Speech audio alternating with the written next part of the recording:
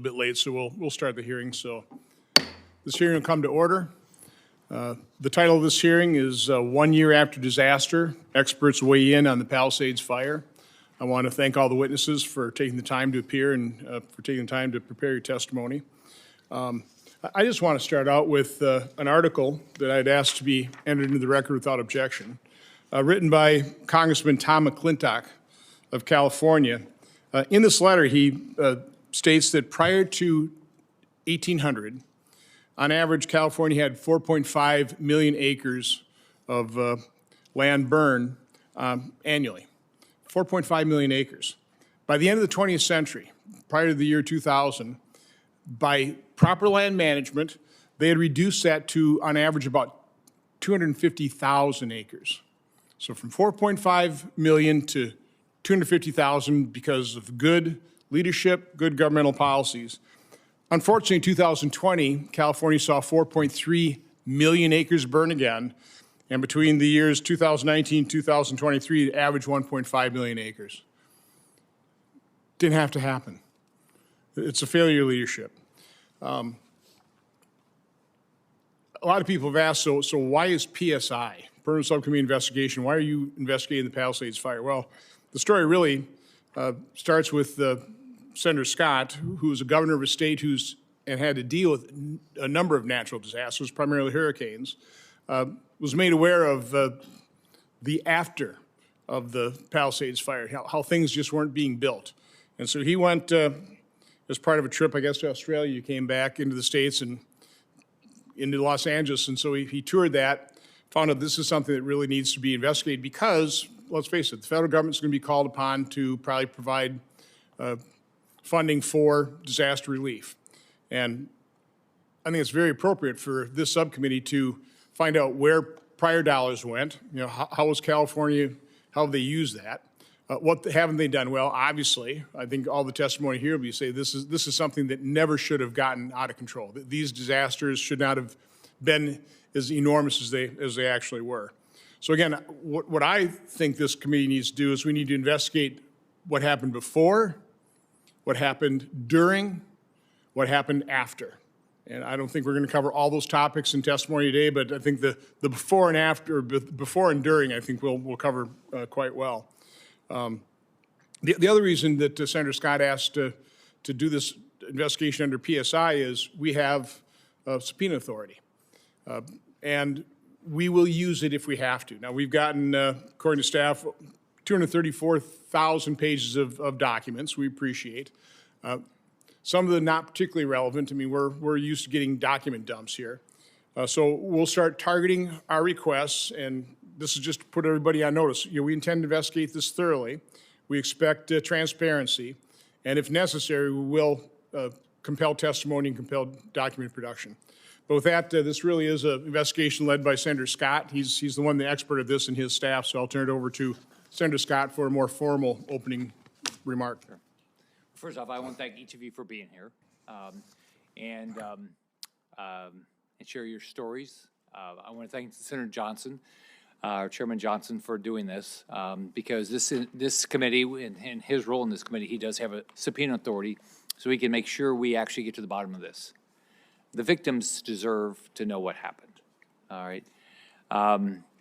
So the way this, as Chairman Johnson said, I came back from a trip last August and I went down to see the Palisades, and I was just shocked. I mean, there was just block after block, there was nothing. There was burnout homes, and there was nothing happening. There was absolutely nothing happening. So we have hurricanes in Florida. We have floods, we have tornadoes, and what we do there is we're one, keep everybody alive if we can. That's our first goal. Number two is as soon as the storm passes, we get going. How can we get things rebuilt? How can we get businesses reopened? We're after it. Like nothing. And that was 8 months after it happened. So it just shocked me. So I came back and talked to Chairman Johnson. And so we traveled down to the Pacific Palisades in November to hear from victims. We did a hearing out there, and we heard from victims directly. And they were just frustrated. No answers. So one thing we do in Florida as a hurricane, we do after action reports. And because I can just tell you, I had four big hurricanes. I learned on every one of them. I was better on my fourth than I was on my first, right? Because you learn what's important. And so the thing, California, this is not the first time this happened to California. Where is the learning experience with this? And what we do in Florida, which I'm sure the goal in California is everybody has responsibility. The homeowner, the individual has responsibility, local government, state government, and federal government. We all have responsibility. And so, but what you hear is there wasn't a lot of coordination. And what's worse is people died. It's one thing to lose your house, and that's horrible, right? But we lost people. And then you heard the stories of how the evacuation happened, and you can't imagine. I mean, we do evacuations. I got 6 million people to evacuate Hurricane Irma, but we did an orderly evacuation. I mean, our police departments, our fire departments, our sheriff departments, emergency management, everybody, we all work together to get it done. The federal government has spent billions of dollars in California for fire management and disaster mitigation. So was there any value out of that? I mean, that's the question we have to ask. So we've got to understand, what happened to the local fire department's budget. I can just tell you, I'm sure fire departments in California are just like firefighters in Florida. They bust their butt. They put their lives on. I've got a nephew that's a firefighter. They put their lives on the line every day. You don't know what's going to happen, and you're walking into dangerous situations. So everything you hear, the firefighters did everything they were asked to do and more. But it seems like there's a lot of politics involved. When the fire broke out, fire hydrants were dry. How in God's green earth could that happen? Right? It wasn't firefighters who did that. The reservoirs were empty. The mayor was missing in action. The deputy mayor for public safety was on administrative leave. So the firefighters that worked hard to extinguish a fire that later reignited and consumed the Palisades fire had faced interference from environmental scientists on the state's payroll. So, I mean, I'm not an expert on firefighting, but where we get some wildfires in Florida is in the Everglades in a dry season. I mean, the firefighters stay there until everything. I mean, I was always shocked how long they stayed there to make sure, and they put so much water on this stuff. And so, how could a fire be left smoldering? And I don't think it was a firefighter's decision. So, everybody's tried to shift the blame, and that's what happens in politics. But our goal is for the benefit of the victims. Let's find out what happened, why it happened, and then let's make sure it never happens again. If there needs to be accountability, there ought to be accountability. But that's what the goal is. And I want to thank Chairman Johnson again for hosting this hearing. Otherwise, we wouldn't be able to get this done. Thanks, Senator Scott. Next we'll turn to a ranking member for his opening statement. Thanks, Mr. Chairman. Thank you to the witnesses for being here today. There's no question that the Palisades fire was a horrific calamity. Communities were wiped out, thousands of homes were burned to the ground, and 13 people lost their lives. It was also far from the only natural disaster our country has faced in very recent years. In Texas last summer, more than 135 people died in a historic flood. Communities across the South are still struggling to recover from Hurricane Helene 2024. My home state of Connecticut, a severe rainstorm in August 2024 unleashed deadly flash flooding, causing millions of dollars in damages and killing 2 people. And we've seen just this weekend the storm that occurred, dumping snow and freezing rain across all of our states, I think represented here, except for maybe a few, Florida. And my concern is about the national response to these natural disasters, not just in California, but in all of those states, red and blue, where cuts in FEMA funding are crippling the resilience and robustness of the federal response in those areas. In April 2025, FEMA sought to cancel funding for building resilient infrastructure in communities, the BRIC program, which helps communities future-proof for natural disasters. More recently, FEMA slashed the reimbursements it provides to fire departments when they send vehicles to help fight fires outside their jurisdiction, the type of mutual aid operations that are essential to fighting fires. Responsibility for these cuts goes to Secretary Noem, who has weakened the Federal Emergency Management Agency, making it harder for Americans around the country to be prepared for and recover from these kinds of natural disasters. I just want to make clear, the effect is on red and blue states alike. Secretary Noem's insistence on personally approving every contract worth $100,000 has delayed critical aid to survivors, including the deployment of search and rescue teams in the Texas flooding. My home state of Connecticut is waiting on $5 million in hazardous mitigation funds and some $80 million in public assistance funds.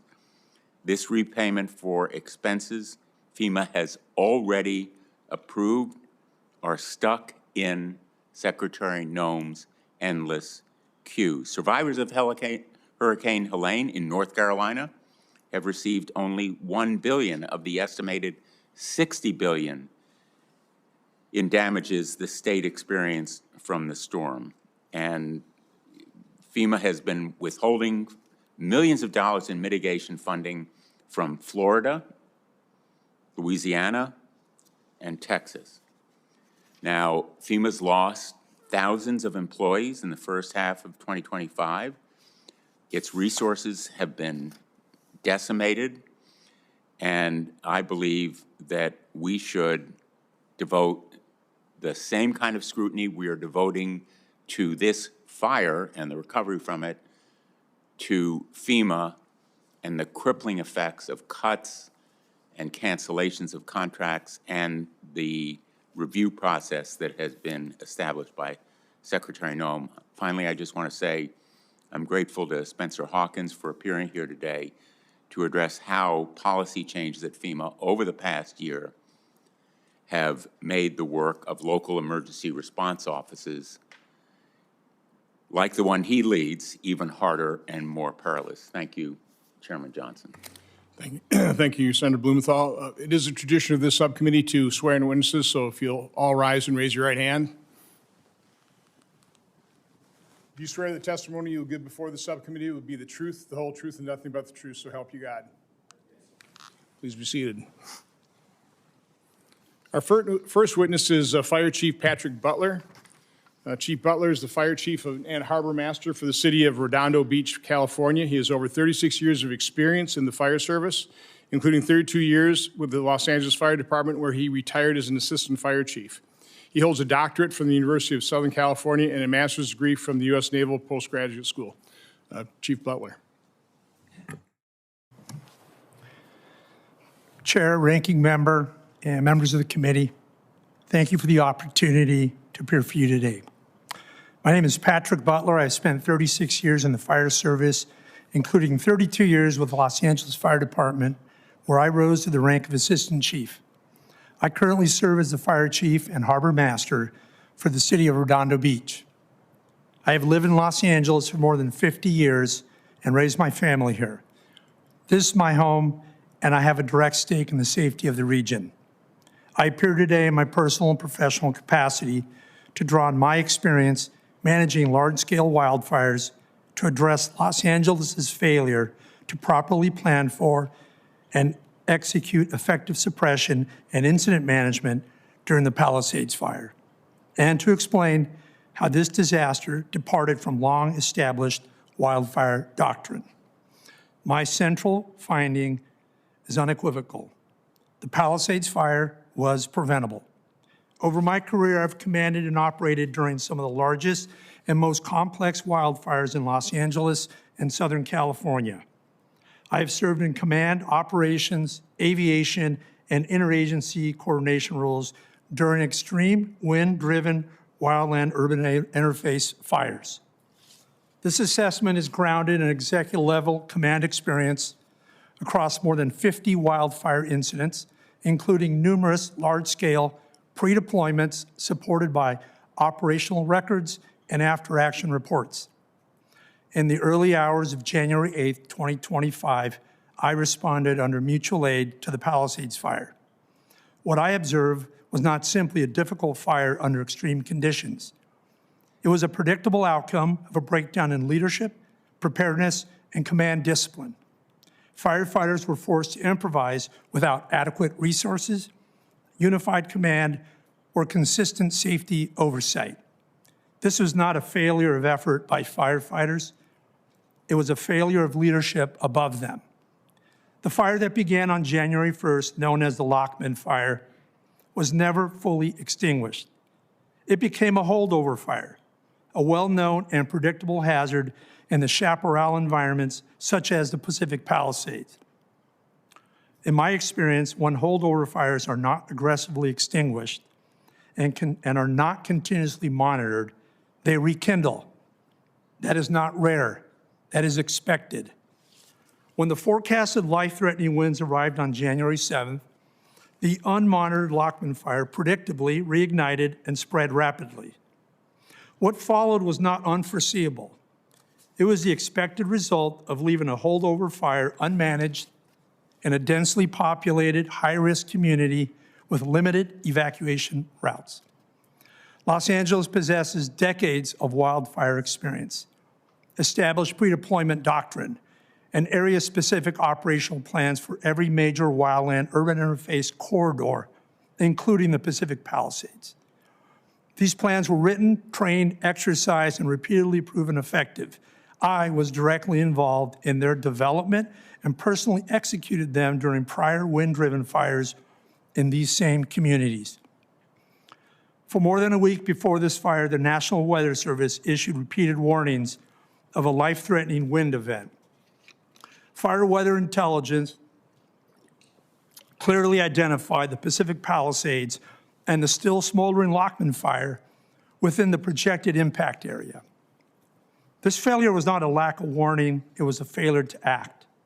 In incidents I previously commanded, forecasts of this severity triggered immediate escalation, large-scale deployment, extended staffing, and full activation of emergency management systems. Forecasts were treated as operational decision points, not background information. That did not occur here. Once a fire becomes fully wind-driven, outcomes are largely determined by what leaders did or failed to do before the wind arrived. That decision window existed and it was missed. These failures extend beyond the fire department. During critical preparedness period, the mayor was out of the country despite knowledge of the forecasted life-threatening conditions. Responsibility for continuity of leadership and the citywide coordination rests with the mayor, and in this case, that responsibility was not met. After the fire, internal after-action findings were altered despite documented objections from the independent review team.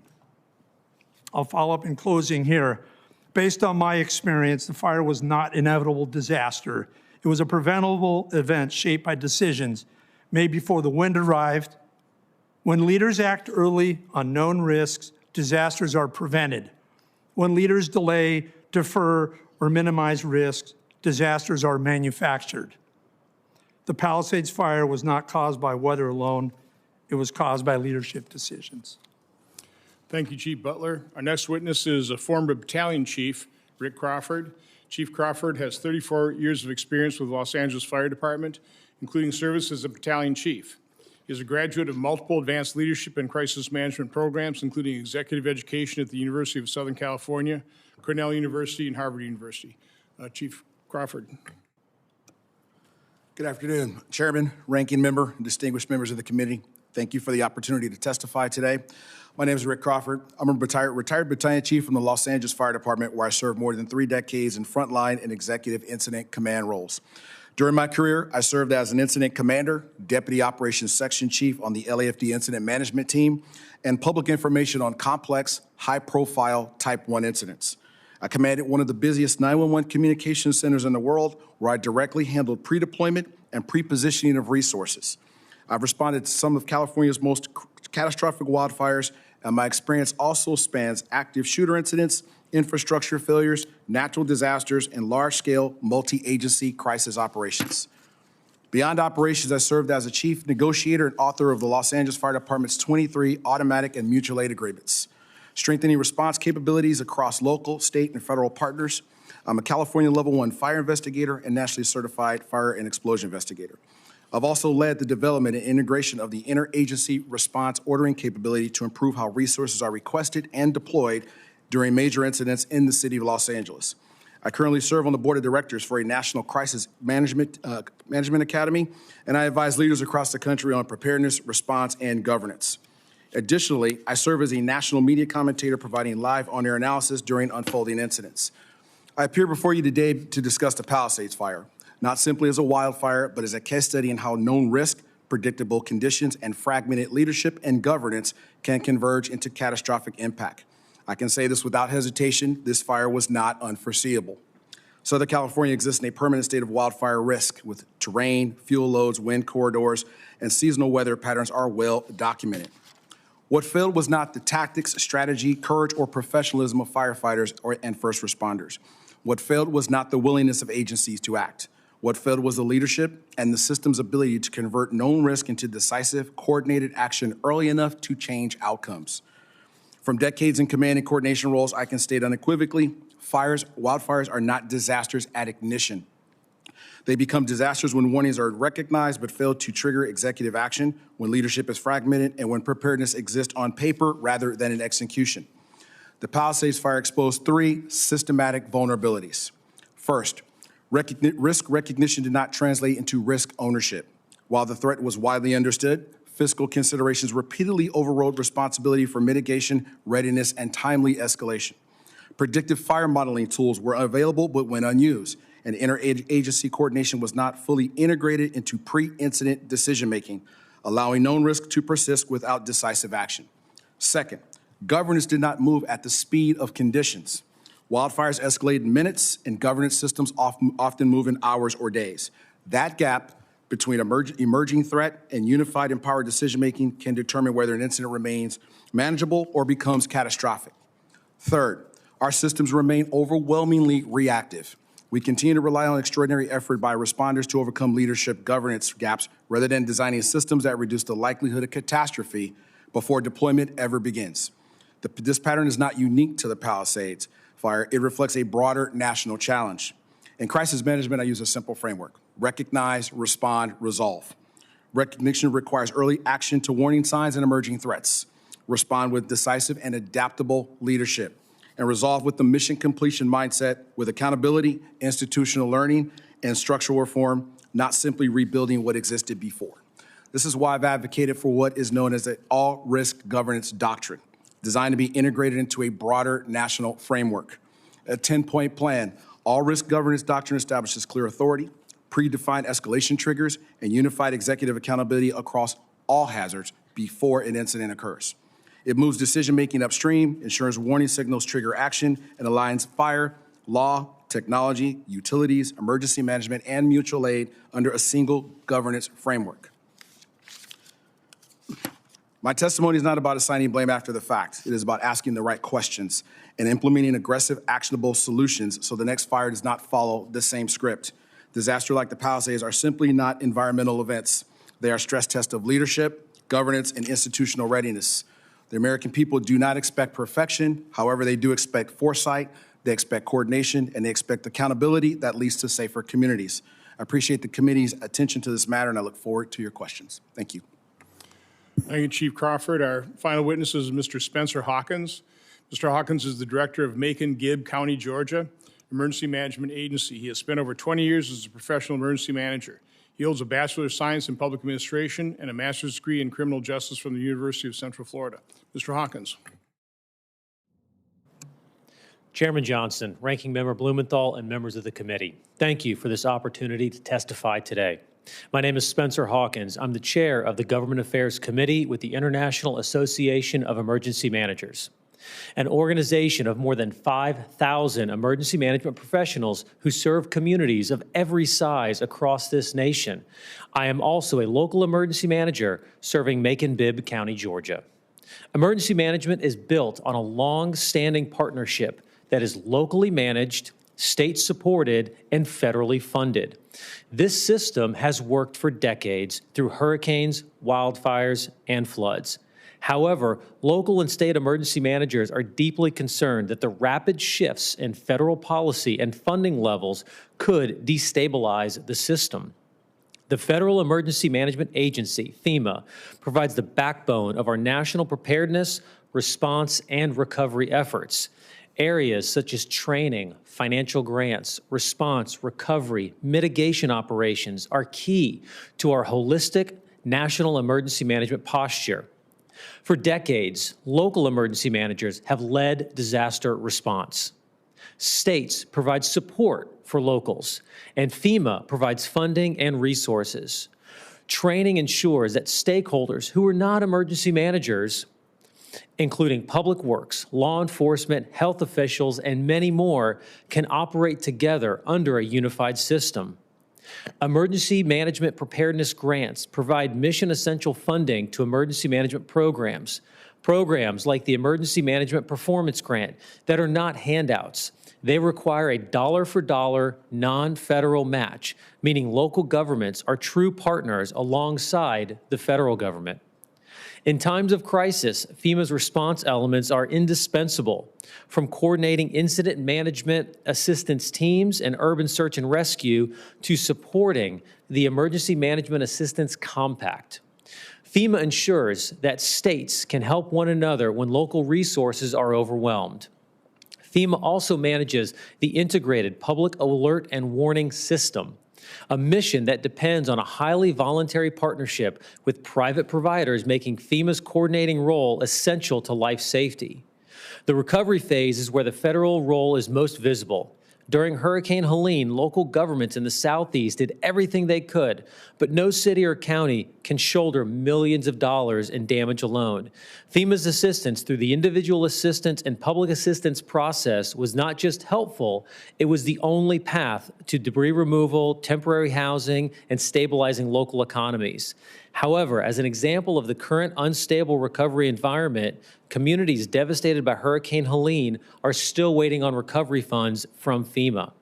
Typically, these dollars would have already been in place to facilitate the rebuilding process. To break the cycle of disasters, we rely on mitigation and risk reduction funding. This includes everything from major infrastructure projects to small but critical efforts like vegetation management to reduce wildfire risk. Despite these successes and decades of experience working with FEMA, emergency managers across the nation feel the ground moving under their feet without enough warning. Uncertainty makes it harder to plan budgets, hire staff, and prepare residents for the next worst-case scenario. This is not an ideological or partisan issue. A shift in federal disaster support affects California residents as well as West Virginia residents equally. Disasters do not differentiate by state or political affiliation, and neither do we. IAEM urges Congress to safeguard the core capabilities of FEMA that FEMA provides to ensure any reforms to the federal role are developed in partnership with emergency managers, specifically local emergency managers, and professional organizations like IAEM, and that they are included in the collaborative process to shape the future of FEMA and emergency management funding, with phased timelines and meaningful considerations on the reforms.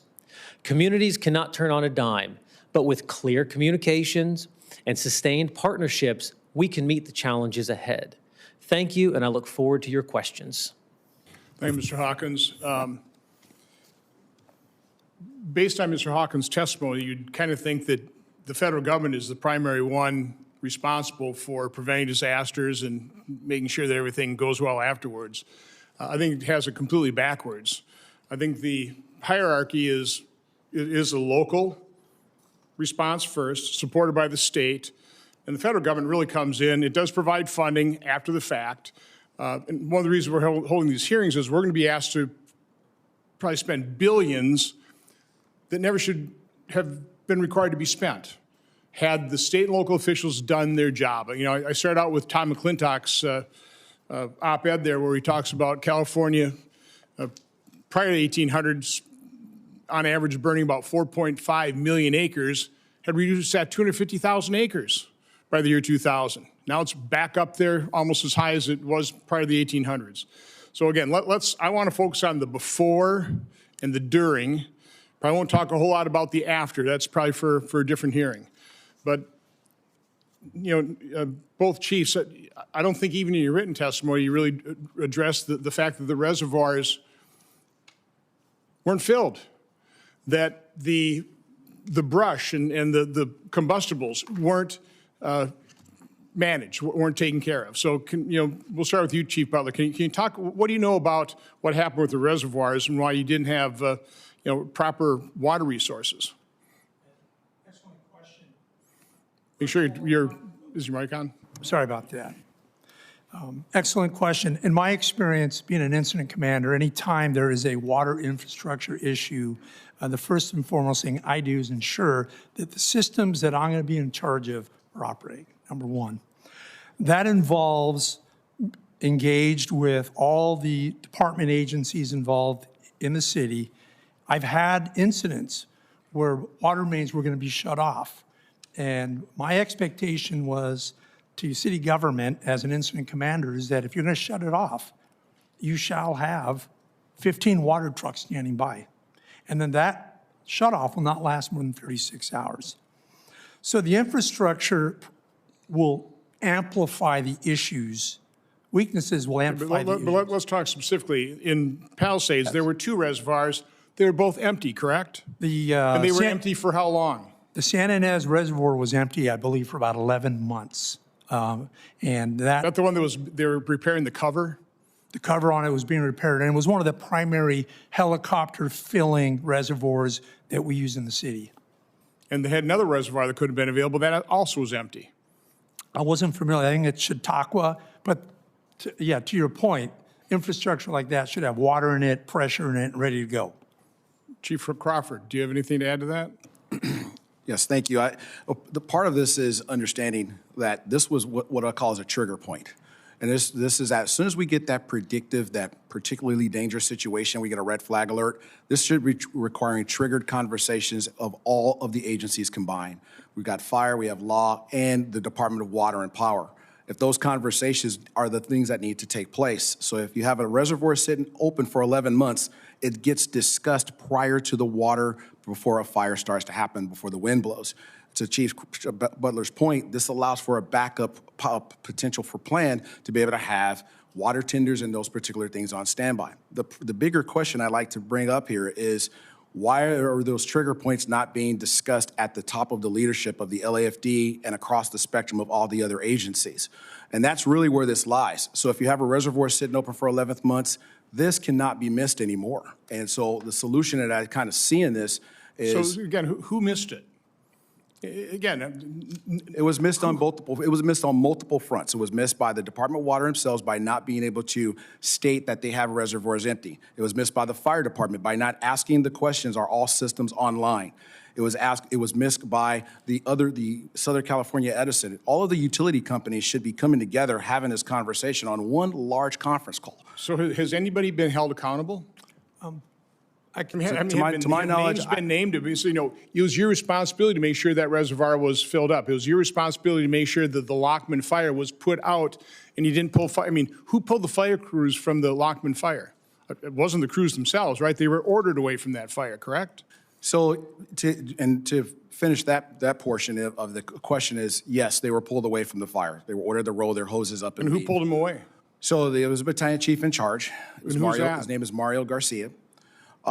Chief Garcia, the question I'd like to add or to bring up as a bigger point is for a battalion chief with his experience level to say to roll up the hose and leave, the bigger question is this is a leadership failure that goes all the way to the top, not just at Chief Garcia's feet. So there should be a question is that if I'm with Chief Butler and he's my superior, I am letting him know what my actions are. And So do we know where the buck stops on that one? we do not know. We do not know where the buck stops So totally, but why don't we know? we have to ask those right questions exactly. Who is on duty and who is that superior officer of Chief Garcia, and then the superior officer of that goes above that. That's where the buck stops, because you need to have those people. So has anybody been fired? Has anybody been held accountable? Has anybody resigned from this? No. Chief Butler? To your point, I think that's one of my closing pieces, is that you can't have a disaster, the most costliest in history of the world of scale like this, and not anybody get fired.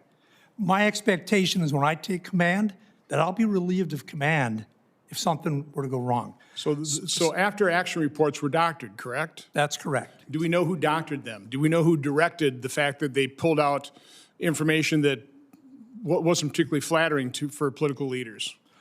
The record shows that the department staff internally had created their own preferred narrative.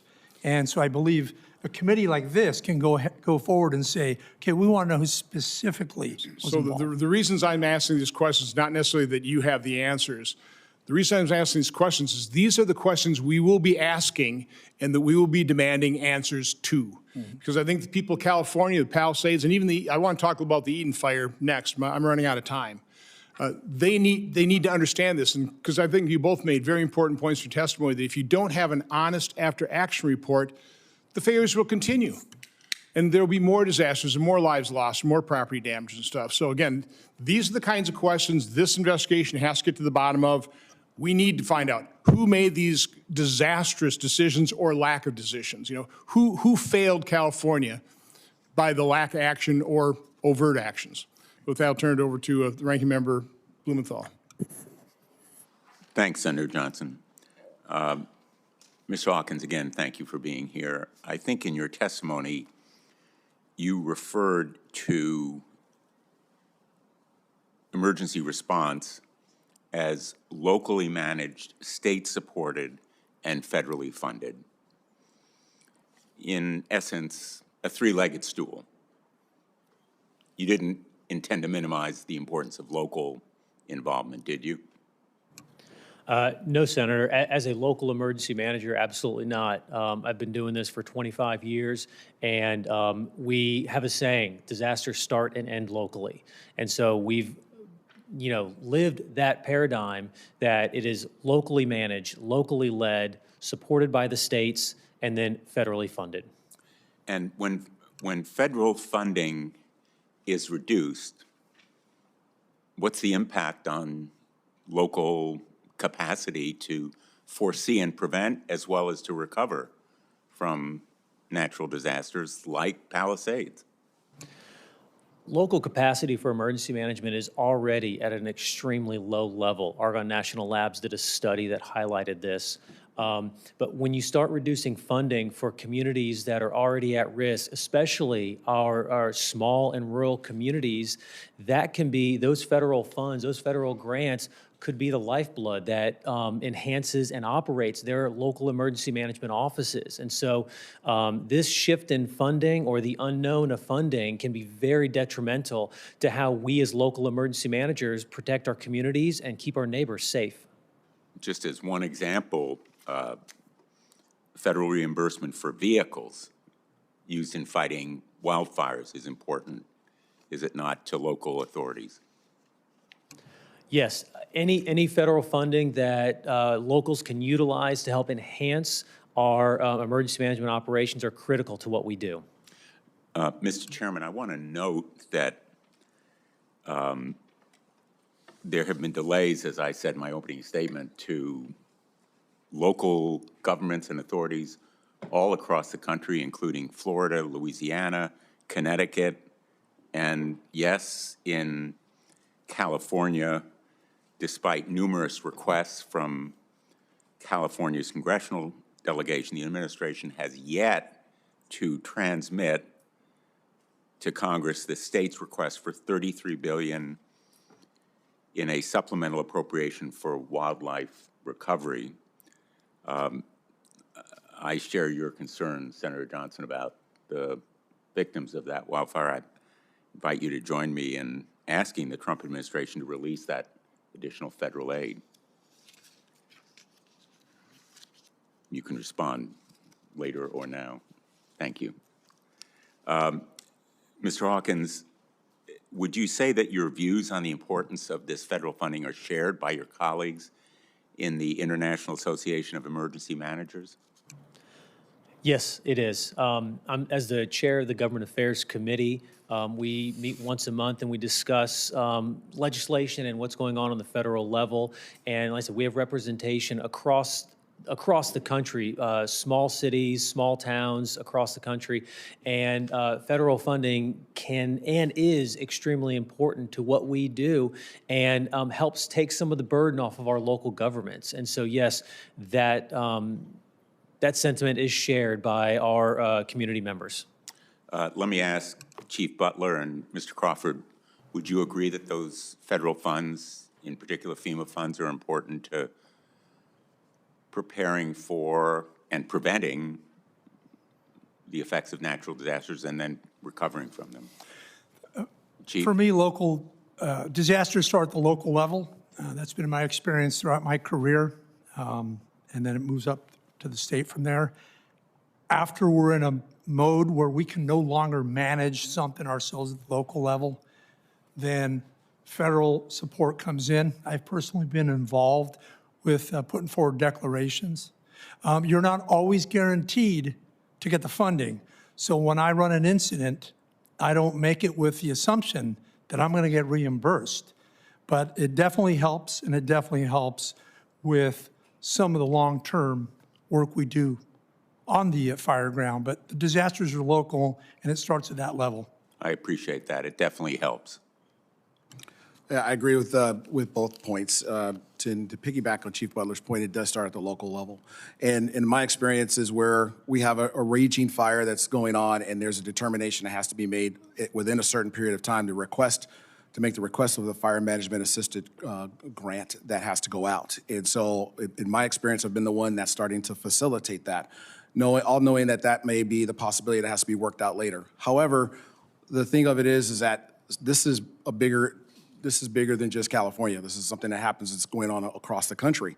And that's why I mentioned the all-risk governance doctrine, is because this starts to put together the type of framework that handles things prior to the incident, during the incident, and then post-incident in a disaster recovery authority type of framework. And so I just think that we should, or feel that we should be looking at this from a broader perspective, using California as a very much a case study, because we do have all different types of incidents that occur there that do not occur in different sections of the country.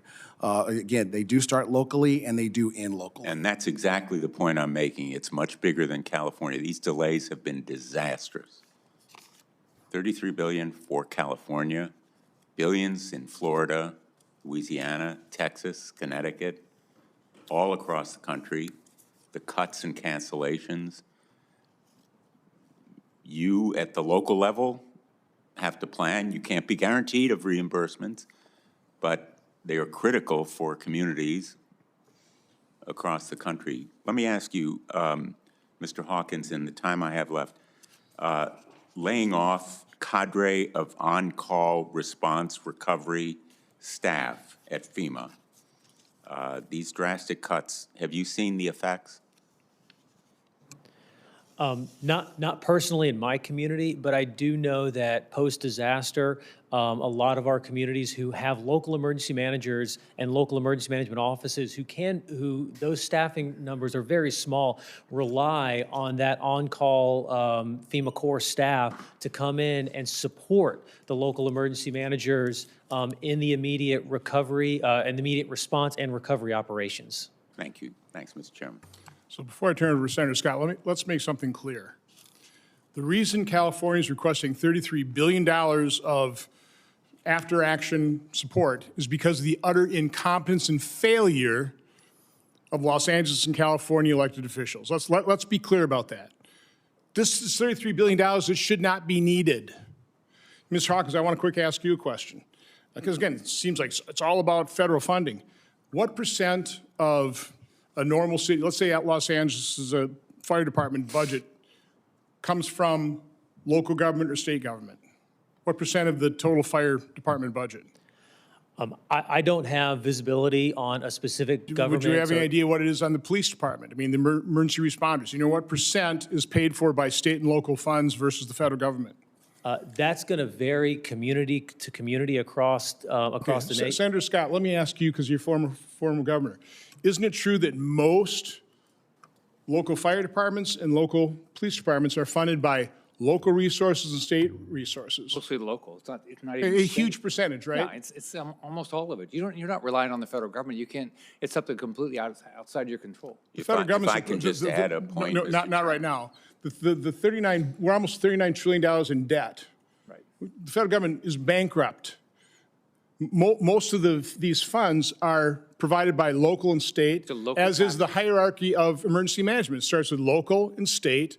FEMA does finance after these disasters occur. Some of them are unpreventable. Some, like the Palisades fire, is entirely preventable.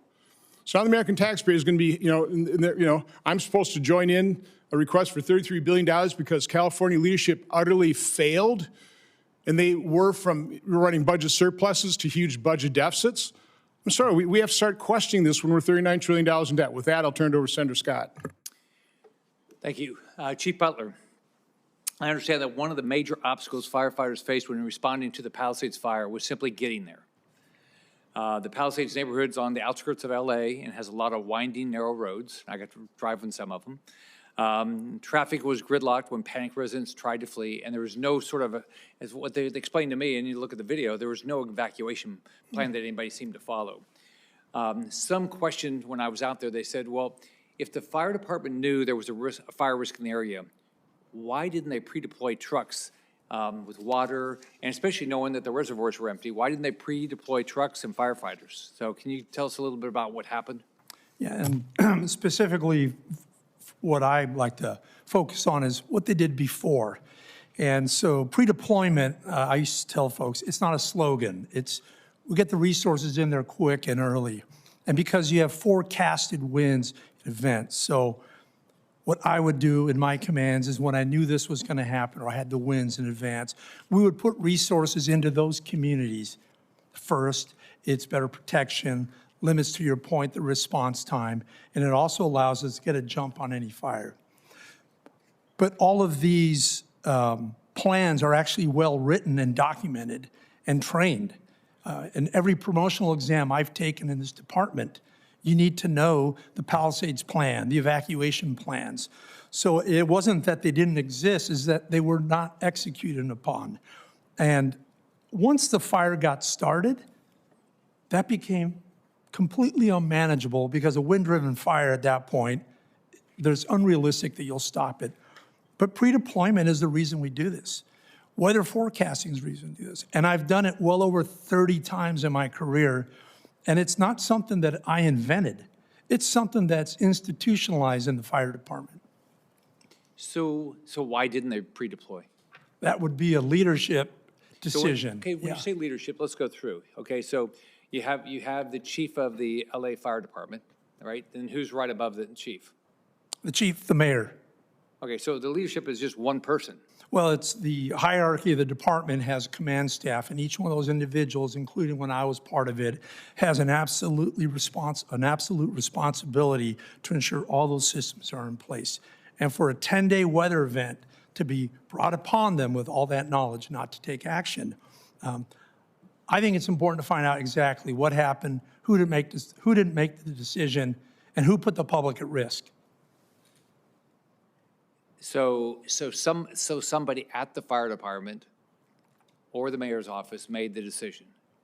Absolutely. Now that would be in the after action report, right? They would say specifically what happened, right? They would put that out. That should absolutely be in it. In fact, after action reports in California are governed by state law, that they have to have all this information in them. So And that would be in have there. you read it? Did it have it in there?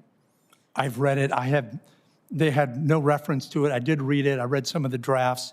But I think by the department's own admission, it was watered down to protect reputations. In their own words, they were quoted as saying. Right. So Chief Crawford, you've read the after action reports. Did they say exactly how the decisions were made and who made the decision? I have read the after-action report, and it does not state those decisions, which Does is... that surprise you? Yeah, it doesn't surprise me. No, it does not. And the reason being is that, there's typically in after-action reviews and previous incidents or previous things that have been put out, there's always been a discussion of how much is shown for public and how much is for private. So I'm going to say that I'm not surprised that happened. One other point that I'd like to make to piggyback on Chief Butler when it comes to resources and pre-positioning, there's plenty of opportunities to get this right.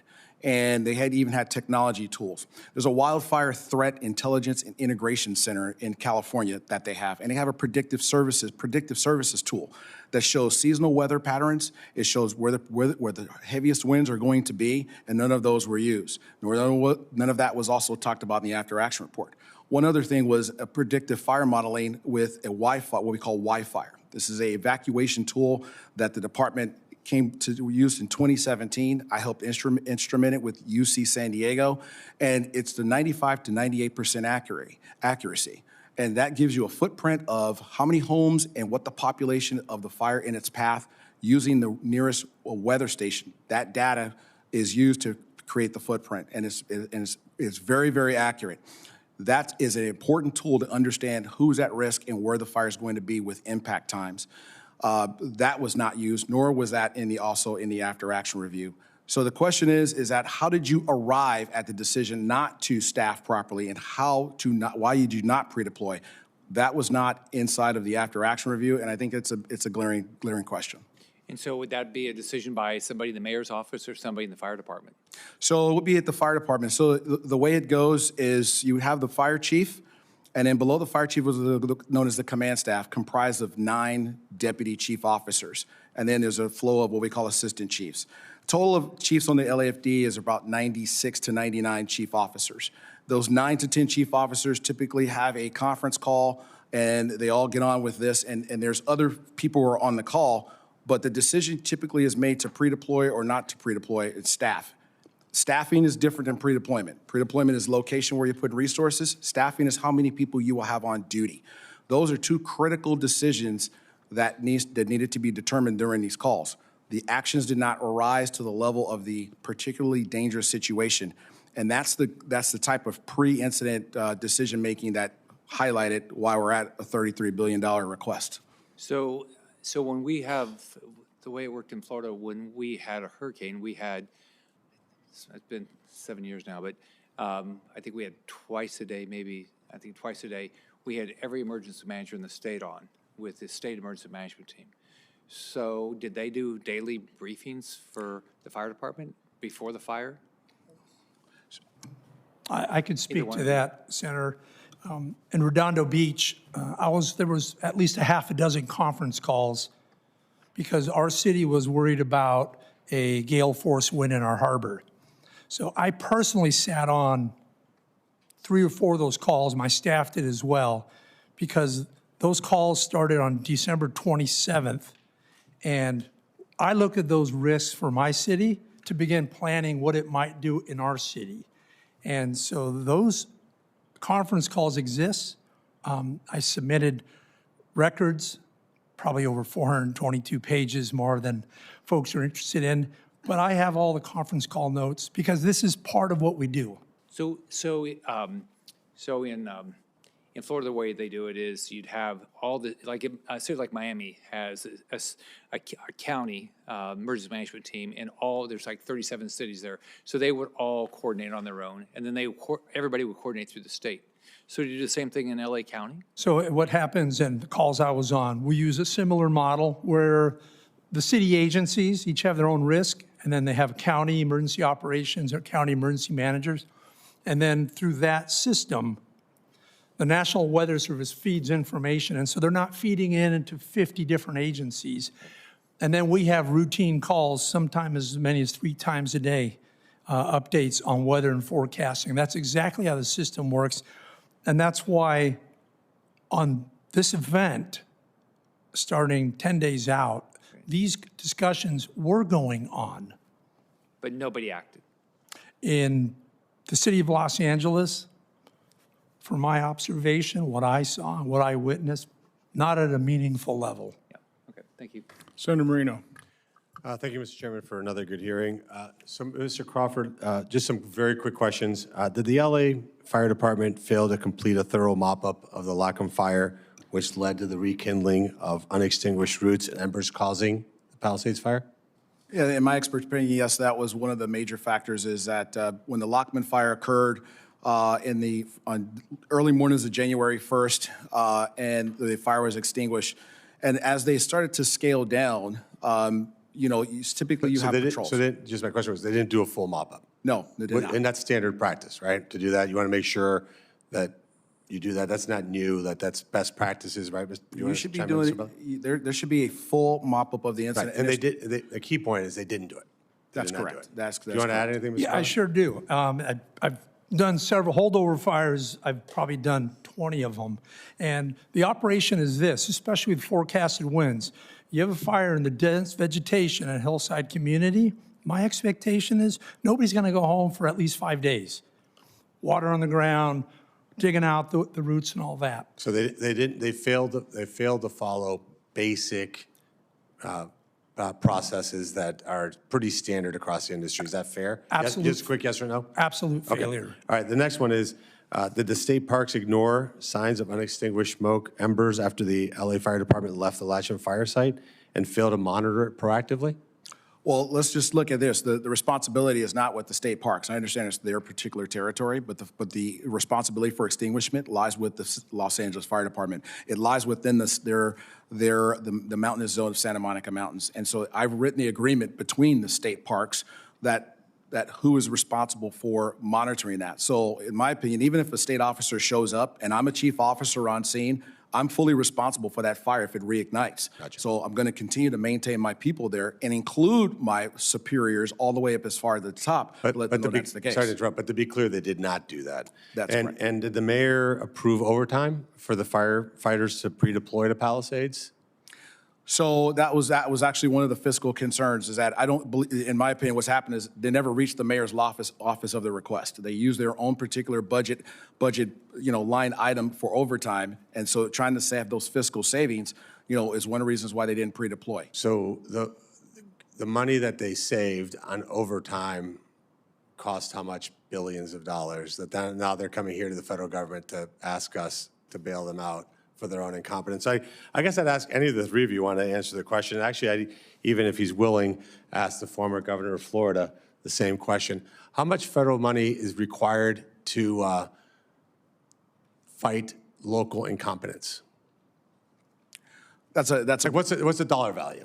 Yeah. Like if you have completely incompetent local leaders and state leaders, how much money does it take to overcome that incompetence? Well, let me just add to the record how little it would have cost to actually hire the right amount of staffing. So the LAFD has 1,000 firefighters, approximately 1,000 firefighters across three different shifts. It's 1,000 each day that's on duty approximately.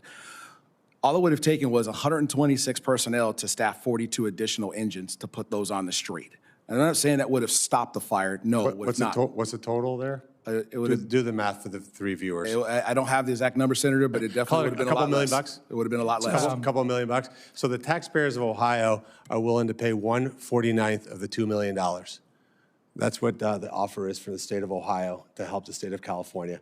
Because I think the idea that the taxpayer of the United States is burdened with this idea to pay billions of dollars to cover a local incompetence is totally outrageous. Now, I'm not a big California guy, so where in California, Palisades is near LA, I know that. What part of LA is Ghana in? Ghana in? What part of it, like you said? It's Ghana. Where in LA is Ghana? It doesn't exist there, sir. It's not?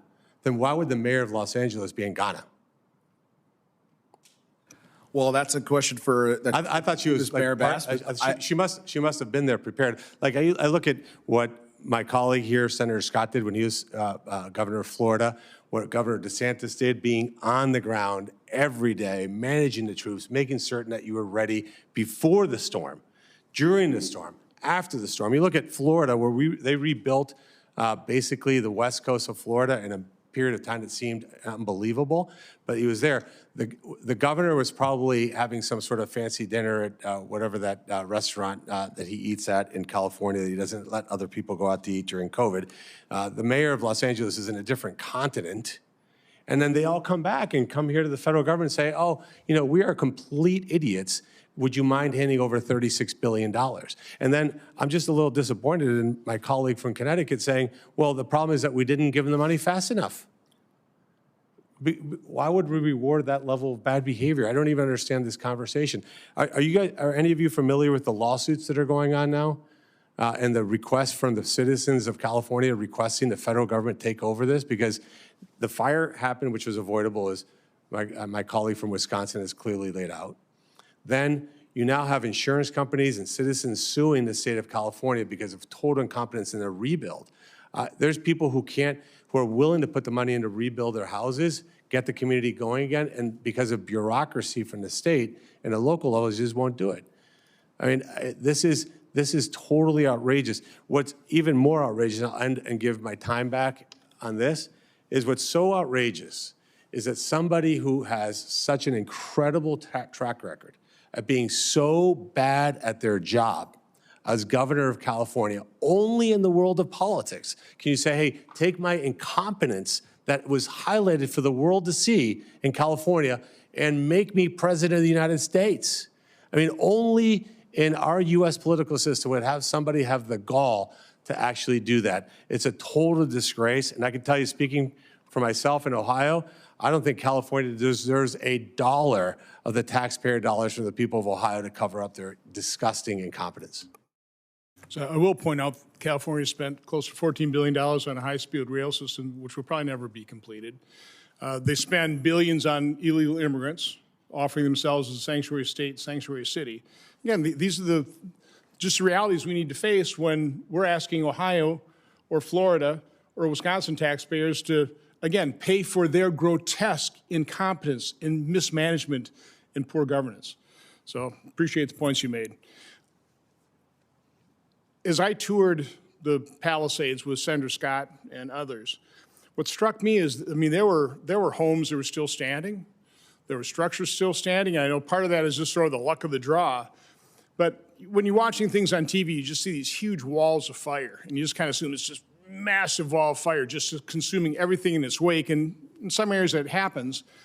But it was, as it was described to me, is what happens with these high winds. It'll take different types of vegetation off a palm tree and fling that in the air, and then that goes into the vents of homes, and that's what really starts this. So that if you actually have the reservoirs filled, if you had trucks pre-positioned, we were told the trucks were all down the beach. And yet, as you tour Pacific Palisades, kind of like right in the middle, there's this, I don't know, probably like 4-lane, very large boulevard. Had they had fire trucks pre-positioned and water available, so much of the destruction, the physical destruction, could have been prevented. And that's saying nothing of the fact that they would have actually extinguished the Lockman fire. So, I mean, am I describing that right in terms of, how these fires just keep perpetuating themselves? It's just not, in some cases it is a massive wall of fire, but it's just what's being, set in the winds and then going into vents, that type of thing? So typically, let's talk about this, you're talking about fire behavior is what you're talking about. And so what happens is that depending on the wind of it, we have a fire prediction modeling system that will tell us what the fire behavior forecast will look like. And part of that is what you're called spotting. And that means where you're taking a piece of a house or a tree or bark and it can blow. Sometimes it can blow as far as two miles downwind spotting. And those are starting other additional fires. And eventually, things start to merge. And so when a wind-driven fire gets out of control, it's difficult to stop. So the concept is, and like in Los Angeles, is what we call the hit it hard, hit it fast concept. Cal Fire also has a thing called the 90-10 rule, which is 90% of the fires to 10 acres or less. That's the typical standard that you try to have.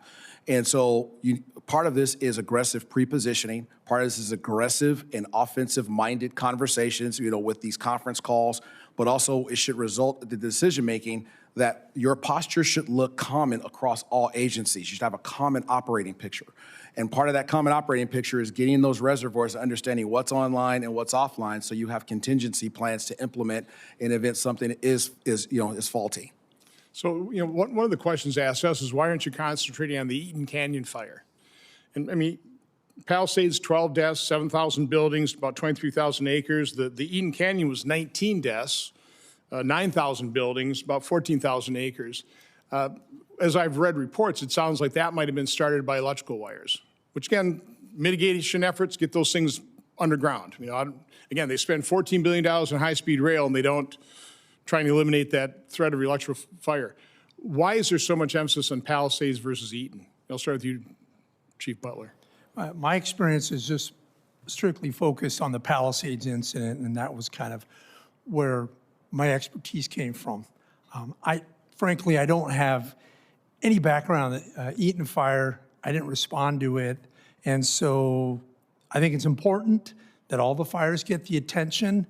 But for me personally, I really focused on what folks did or didn't do before the wind came. But was it because you had the Lockman fire in the Palisades that could have been extinguished, might have prevented the whole thing, versus maybe electrical fire in Eaton Canyon? Mr. Chief Crawford, can you answer that? So, it just puzzles me. So it's truly understand it is there's a domino effect that took place here. So the lack of staffing properly led to a large resource request onto the Palisades fire, which had a cascading effect to the agencies next to Los Angeles County Fire and other agencies, and they sent resources to assist the Palisades. So now you have other areas of the county that's resource light. And so when the Eaton Canyon fire happened later that evening, you had a ton of resources over at the Palisades. Proper staffing and pre-positioning eliminates having the need to request mutual aid, as quick as they did in the Palisades. So the response times to the Eaton Canyon fire, if you look at even all of the TV reports and the video footage, it took a very long time for them to get resources just on scene of that fire to begin with, which allowed that fire to expand. Is it fair to say the failure, which led to the Palisades fire growing out of control, then contributed to the Eaton Canyon fire growing out of control? So this, again, the same people responsible for Palisades, there's a relationship there as well. Although the two fires are very, far apart by mileage, but they're very interconnected with the amount of resources that was put on the Palisades from outside of the LAFD. And then in the resource request that you take that, that went even further than Los Angeles, it takes a long time to get those resources on the road and, and moving down towards Los Angeles, which goes back to the pre-incident conversations that when you have to circle back to. That's really where the crux of all this really lies, is those pre-incident conversations and the decisions that were not made, that did not reach the level and the speed of conditions. But kind of getting back to my initial question here in pre-position, if you hadn't contained it a lot earlier, if you would have had the reservoirs filled, if you would have had fire trucks not on the beach but up there, could have you prevented some of the loss of life? Still would have been a pretty big disaster, but could have that helped mitigate the extent of the damage, Chief Butler? The reason we pre-deploy is for that precisely, because forget about having a Lockman fire there. It's the weather events there, the winds come in fire weather. I've seen it before. We flood the areas, and when I've had fires, the job is to see if we can contain it and keep it in an area at least we can manage it. We're not going to put out a wind-driven fire.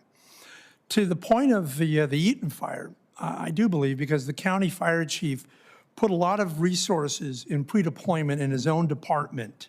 In fact, he pre-deployed resources to Catalina Island because of the threat. But when Los Angeles didn't pre-deploy and needed resources, the city, not me, the city had to draw off what the county had already done to prepare for themselves. And so there was a cascading effect of one agency not pre-deploying and 5 other agencies having to fill in the gap. Okay. Well, thank you. Senator Blumenthal. Thanks, Mr. Chairman. I think this emphasis on prevention is really important because, as the saying goes, an ounce of prevention is worth a pound of cure. Do you agree, Chief Butler? Yeah. Prevention, 100%. I used to say that experts talk prevention and FEMA funding plays a part in helping local authorities do more prevention, correct? preventative. to that point, preventative efforts start locally, but if there's federal funding for big programs for... You wouldn't turn it away? Oh, I would not, sir. Not By a no bit. means. Well, you know, I just want to say here, I think there's some common ground, which is local authorities have clear responsibilities. They're part of that three-legged stool that Mr. Hawkins described from his 25 years of experience in emergency response and preparedness. But FEMA also helps homeowners, small businesses recover. States like Florida, where they are still awaiting funding. Those are individuals. They are personal stories of disaster, destroying dreams, as well as physical structures, depriving people of homes that they're still struggling to rebuild. Wisconsin suffered floods in August of last year, really disastrous floods, and the president provided $29.8 million in September for recovery. Bravo. My point is that FEMA, namely the current administrator, is delaying the funding that communities are due to recover those individuals who've been struck with disaster, but also to make them more resilient. So in the future, they can better prevent those disasters. That's what the Federal Emergency Management Administration agency is supposed to do, not make it harder for Americans to prevent and recover from disasters. This idea that the secretary has to approve every contract worth $100,000 has delayed critical aid to those survivors. There's no reason for it. There's no precedent. And I would simply urge my colleagues to join me in demanding that FEMA do better. In December, FEMA started terminating additional staff with draft plans showing that up to 85% of its staff, 85% of its staff would be let go. They rescinded it because they were warned about Winter Storm Fern. Not clear how long that pause will last. We're dealing with an emergency in the Federal Emergency Management Agency. And I think it will affect communities like Mr. Hawkins and Chief Butler. Mr. Crawford, you've retired, but I think you're sympathetic to the needs of these communities. It is bigger than California. Absolutely right, Mr. Crawford. It is bigger than California. It is national in scope.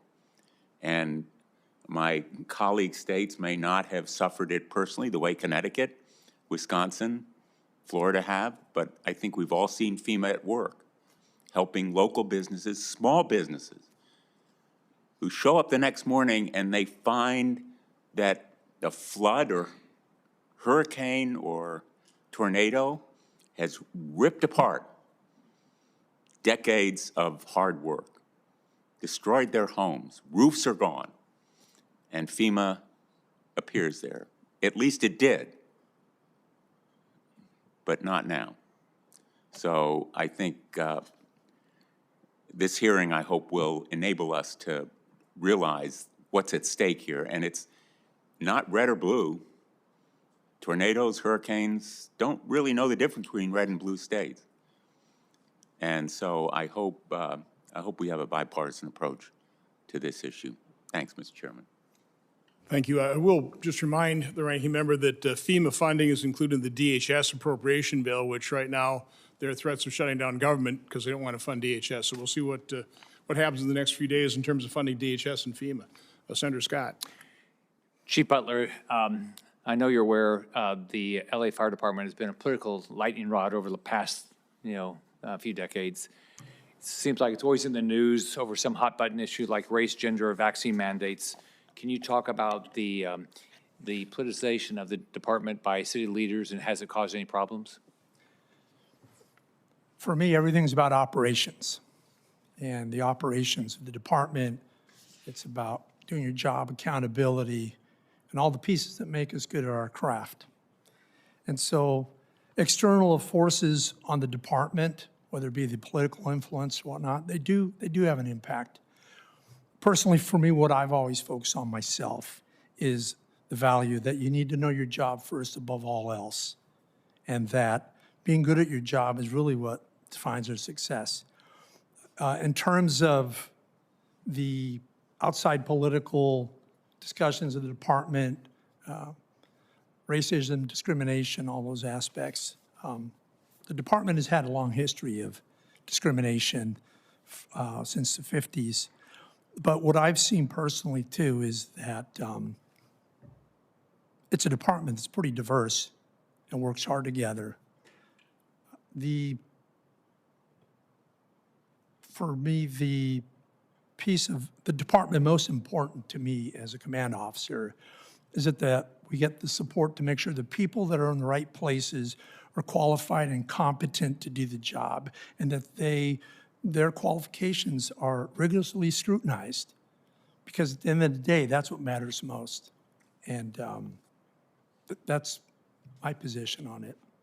Chief Crawford, early draft of the fire department's after-action report for the Palisades fire contained a frank discussion about the failure to pre-deploy assets and keep firefighters on duty. The final version, however, simply stated that preparations, quote, went above and beyond the standard LA Fire Department pre-deployment matrix, unquote. Do you agree with the early draft or the final version? Neither. I agree with neither draft. The draft that was put forth that talked about the pre-deployment issues really just doesn't cut it. I do national media commentary, as I said before. In my first interview on the 8th of January, I said specifically that was the first misstep, was not withholding the off-going platoon and sending those folks home. That just does not, it's hard to get people back once you send them home and then have them return back. Secondly, another point to that is using what we call the limited recall, is it allows you to tell the third shift, be prepared to also be able to come in if we get something that's going to expand it beyond our normal scope. So when they decided to pre-deploy and say that in the final after-action review said it went above the matrix, it never showed what the matrix levels are to determine where that stopped. And so if you look at this from a perspective of this was supposed to be a historical, particularly dangerous situation wind event, and I would pretty much survey most of the department and ask them, have they ever heard of what we call a PDS? Probably most have not. Therefore, this cannot be what I said, business as usual.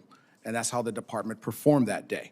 And so you need to be going above and beyond even what you are normally, you always ask the question, are we doing enough? And then what's our next level of planning? So it just doesn't cut it to say that we went above and beyond the pre-deployment matrix. It should have been above, should have been something that was off the charts. And in conjunction and looks like what the other departments were around you were also doing and matched their level of pre-deployment. Thank you. Yes. If I could add to that, in the report I provided, I have some bar charts, but basically the department deployed less than half of what was normal and customary. And I just might want to picked, explain what happened. I mean, you went back and looked at history and then look at what they allocated for the Palisades fire, and it was different. it was absolutely different. It was absolutely at a scale that I have never seen in my career. And the notion to go above and beyond, I mean, that, I think for the community, it's a completely different narrative to see what they lost and then to hear someone that went above and beyond. But I think there was clear departure. There was absolutely clear departure from what deployments had been in the past. And I only picked some of the ones I did. But overall, it was a big departure. And not only that, but I used weather prediction on the prior events that I looked at, and none of them were close to the level of threat of the Palisades. And so I believe that, The report I have here will provide some context to that. It has documentation. But back to my central point is that this was decisions made before the wind arrived, decisions that were the downstream effects of not putting money into infrastructure and resiliency, budget issues. But when the disaster hit, funding at that point is not the issue. When the disaster hits, you fund it. You know, they'll make me whole, you know, a few months later in front of the council. And it's exactly what we're supposed to do.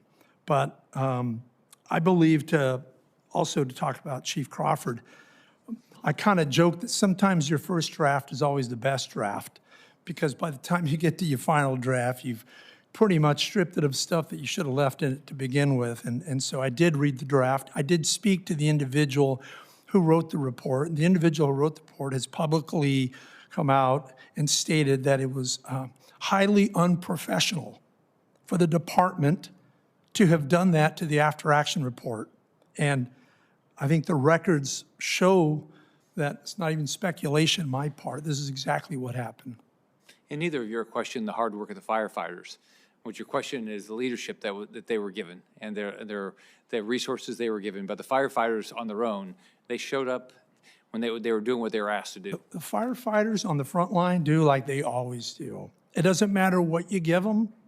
If you give them a buggy, car, whatever, they're going to make it happen. I know that's how it is. That's how it was when I was a young firefighter. I still consider myself one today. Firefighters, they had all the heroism on the front lines. They even lost their own homes. They exposed themselves to a lot of hazards and toxins that'll be long-term effects. I'm a cancer survivor, and the recent passage of Congress and the President of the United States, the HEROES Act, is going to be something that's going to benefit folks like me and families of firefighters out there. So the heroics of the firefighters, it's unbelievable the stuff they do. Thank you. Senator Marino.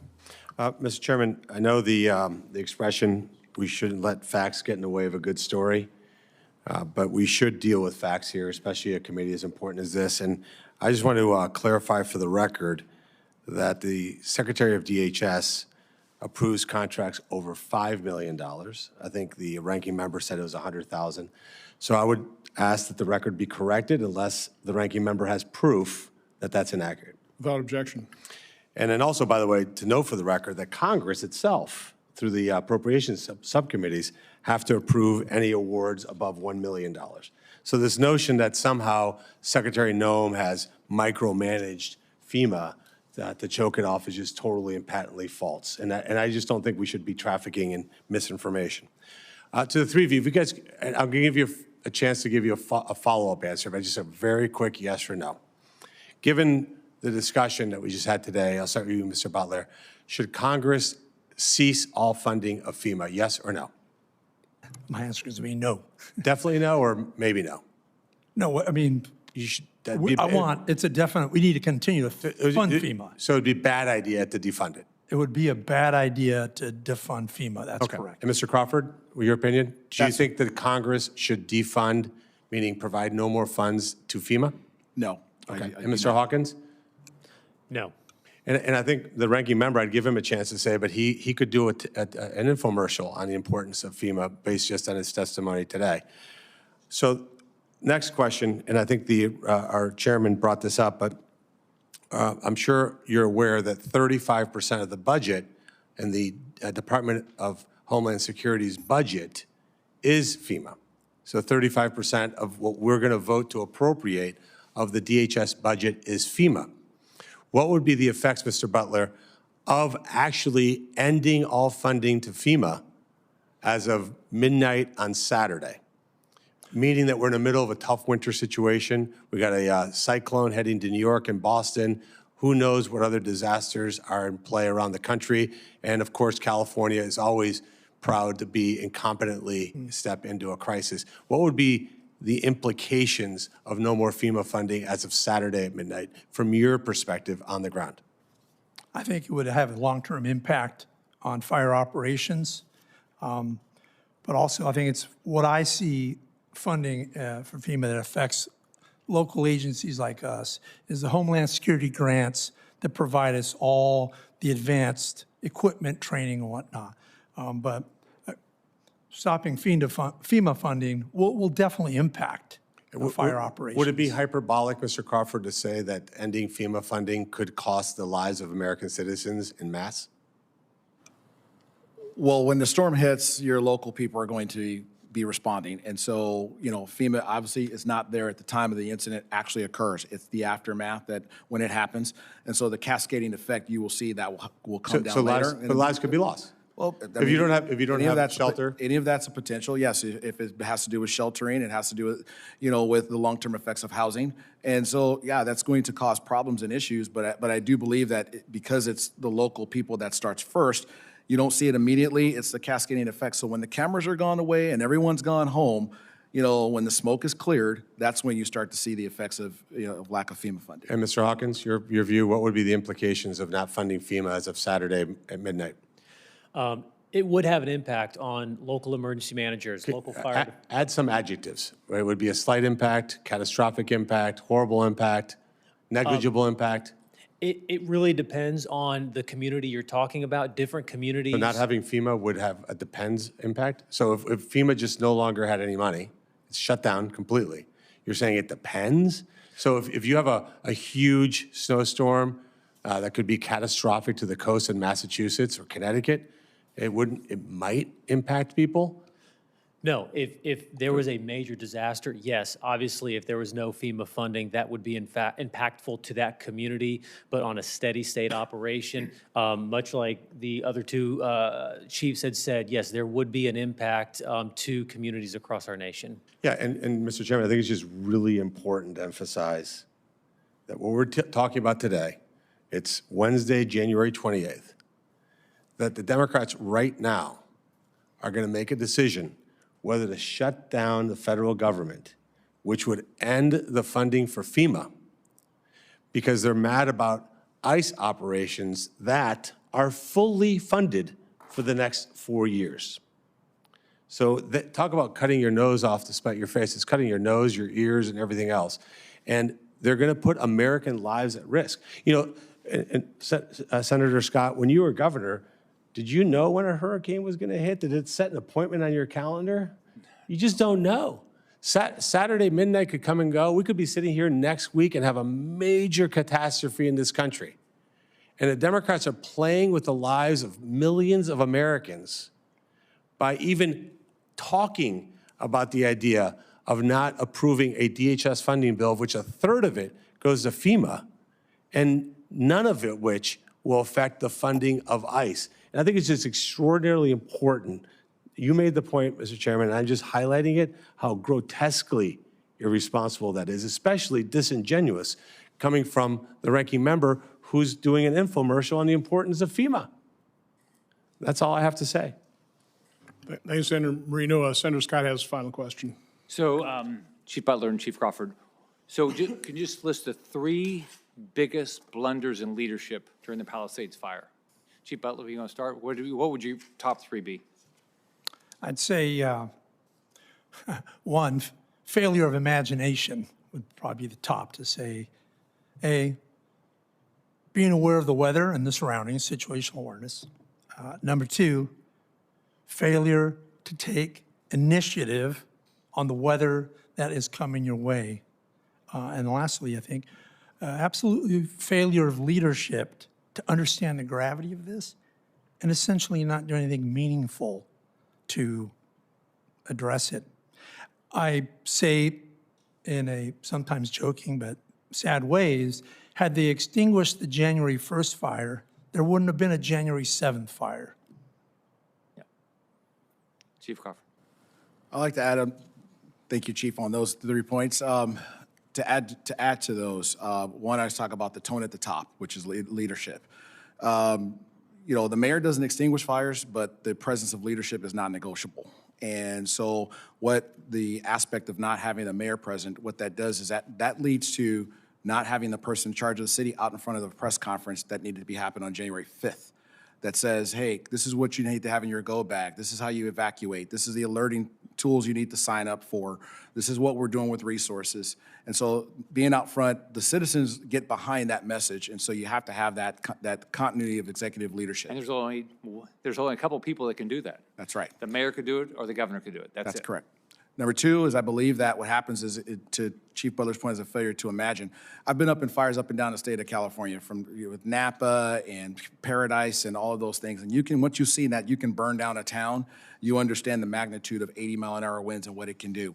And so understanding those, not acting on those threats, again, I say recognize, respond, resolve, not recognizing and having the appropriate action. And then lastly, not having a mission completion culture. After action reviews need to not have lessons learned, but also lessons institutionalized. And the only way you do that is you start to have actionable items that have executive ownership to someone with benchmarks and trigger points and timelines that lead to accountability. If you don't have those three, that the beginning of leadership at the beginning, the failure to imagine in the middle, and then the after action review, mission completion at the end, then you will repeat the mistakes of the history. History will repeat itself, excuse me. Well, thank you. I want to thank all three of you for coming and testifying. I mean, the victims of the Palisades deserve answers. There needs to be accountability, and we need to stop wasting our money at the federal level. We have, like the chairman said, we have almost $39 trillion worth of debt. We just can't keep writing checks for incompetence. Mr. Hawkins, the other two witnesses had an opportunity to provide kind of closing comments. Do you have anything you'd like to add? Yes, thank you, Senator. I'd just like to say this is a really important issue for our local communities, for our local emergency managers, our local firefighters, local law enforcement, who are in our communities every day trying to do our best to keep our communities safe and protect our neighbors. And the work that we do across the board, from the local level to the state level to the federal level, is critically important. And whether that funding comes from your local community that is providing your emergency management staff and information, whether there are state grants or federal grants that support what you're doing, I don't want us to forget how important it is to support our local communities and our local emergency managers. Like we've said, disasters start and end locally, and that's really important. And it takes a whole spectrum of response, and that includes federal funding, state partnership, and local leadership. Again, I want to thank all the witnesses. You can't cure incompetence with money unless you remove the incompetence, unless you expose it and make sure those individuals who aren't qualified, who are incompetent, are no longer serving those roles. And I think that's the main part of this investigation, is to expose what happened, name names, identify the incompetence so it doesn't happen again. Again, I think in the testimony said we don't want to, this shouldn't be a blame game. It has to be a blame game. You can't avoid that. If you doctor after action reports, you're never going to get to the truth. You'll never solve it for the next time. You won't prevent this in the future. So no, this is absolutely, people have to be held accountable. People lost their lives.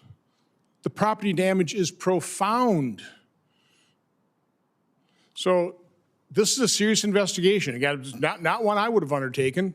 I appreciate the fact that Senator Scott was awakened to the need here, because it's not being undertaken by California and Los Angeles officials. It's simply not. It's a whitewash.